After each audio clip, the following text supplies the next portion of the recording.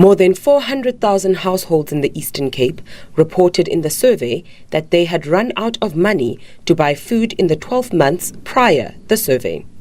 Just more than 300,000 households missed a meal during the day over the same period. Many of these families live here in Rietbron, 2 hours away from the nearest developed town to access services. The Rietbron has almost 2,000 residents. This area is one of the poorest areas in the Eastern Cape, with poverty and hunger very rife.